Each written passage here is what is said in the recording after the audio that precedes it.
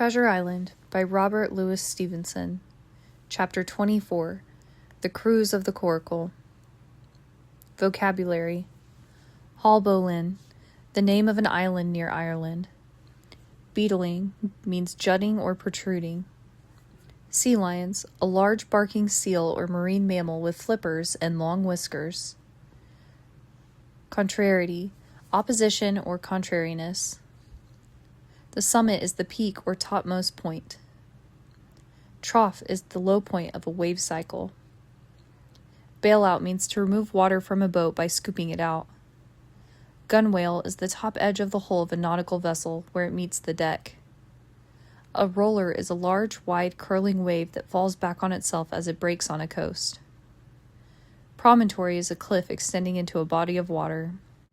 In the wind's eye, directly toward the point from which the wind blows. Tiller is the handle of the rudder which the helmsman holds to steer the boat. Forefoot, a piece of timber terminating the keel at the front end, connecting it with the lower end of the stern. Jib boom, a spar pole used to extend the length of a bowsprit on sailing ships. Bowsprit, a spar pole projecting over the prow, front of a sailing vessel. Chapter 24. The Cruise of the Coracle. It was broad day when I awoke and found myself tossing at the southwest end of Treasure Island. The sun was up, but was still hid from me behind the great bulk of the spyglass, which is on this side descended almost to the sea in formidable cliffs. Haulbowline Head and Mizzen Mast Hill were at my elbow, the hill bare and dark, the head bound with cliffs 40 or 50 feet high, and fringed with great masses of fallen rock. I was scarcely a quarter of a mile to seaward, and it was my first thought to paddle in and land. That notion was soon given over. Among the fallen rocks the breakers sprouted and bellowed. Loud reverberations, heavy sprays flying and falling, succeeded one another from second to second, and I saw myself, if I ventured nearer, dashed to death upon the rough shore or spending my strength in vain to scale the beetling crags. Nor was that all, for crawling together on flat tables of rock, or letting themselves drop into the sea with loud reports, I beheld huge slimy monsters, soft snails, as it were, of incredible bigness, 2 or 3 score of them together, making the rocks to echo with their barkings. I have understood since that they were sea lions, and entirely harmless, but the look of them, added to the difficulty of the shore and the high running of the surf, was more than enough to disgust me of that landing place. I felt willing rather to starve at sea than to confront such perils. In the meantime, I had a better chances, I suppose, before me. North of Haulbowline Head, the land runs in a long way, leaving at low tide a long stretch of yellow sand. To the north of that, again, there comes another cape, Cape of the Woods, as it was marked upon the chart, buried in tall green pines, which descended to the margin of the sea. I remembered what Silver had said about the current that sets northward along the whole west coast of Treasure Island, and seeing from my position that I was already under its influence, I preferred to leave the Haulbowline Head behind me and reserve my strength for an attempt to land upon the kindlier-looking Cape of the Woods. There was a great smooth swell upon the sea, the wind blowing steady and gentle from the south. There was no contrariety between that and the current, and the billows rose and fell unbroken. Had it been otherwise, I must long ago have perished, but as it was, it is surprising how easily and securely my little and light boat could ride. Often, as I lay still at the bottom and kept no more than an eye above the gunwale, I would see a big blue summit heaving close above me, yet the coracle would but bounce a little, dance on as if on springs, and subside on the other side into the trough as lightly as a bird. I began after a little to grow very bold, and sat up to try my skill at paddling, but even a small change in the disposition of the weight will produce violent changes in the behavior of a coracle, and I had hardly moved before the boat, giving up at once her gentle dancing movement, ran straight down a slope of water so steep that it made me giddy, and struck her nose with a spout of spray deep into the side of the next wave. I was drenched and terrified, and fell instantly back into my old position, whereupon the coracle seemed to find her head again, and led me as softly as before among the billows. It was plain she was not to be interfered with, and at that rate, since I could in no way influence her course, what hope had I left of reaching land? I began to be horribly frightened, but I kept my head for all that. First, moving with all care, I gradually bailed out the coracle with my sea cap. Then, getting my eye once more above the gunwale, I set myself to study how it was she managed to slip so quietly through the rollers. I found each wave, instead of the big, smooth, glossy mountain it looks from shore from a vessel's deck, was for all the world like any range of hills on dry land, full of peaks and smooth places, and valleys. The coracle, left to herself, turning from side to side, threaded, so to speak, her way through these lower parts and avoided the steep slopes and higher, toppling summits of the wave. Well now, I thought to myself, it is plain I must lie where I am and not disturb the balance, but it is plain also that I can put the paddle over the side and from time to time, in smooth places, give her a shove or two towards land. No sooner thought upon that and done. There I lay on my elbows in the most trying attitude, and every now and again gave a weak stroke or two to turn her head to shore. It was very tiring and slow work, yet I did visibly gain ground, and as we drew near the Cape of the Woods, though I saw I must infallibly miss that point, I had still made some 100 yards of easting. I was indeed close in.